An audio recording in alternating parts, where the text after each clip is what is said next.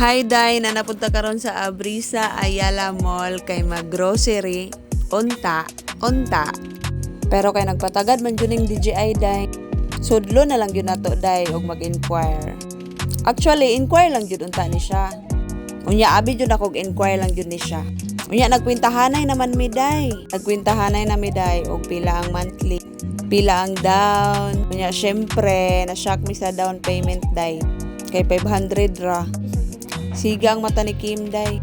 So naka-decide mi, mura may gihala-hala day. Mura jud tala day. Naka-decide dayon mi day nga unta sa June pa mi mamalit. Unya June na day ron. Daw bi. Bitaw kita tanaw pa na akong kamera diri day pero nabot mo ko cashier oy. Tana nag-unboxing na gyud day. Tagaan ako cutter. Happy na kay mong atay ana day. Pero unsa na nang orasa? Abi na kog mag-grocery mi. From inquire lang to nagkuha na gyud mi kay unsa pa man di ay. Unya dugang obligasyon na punta ani day.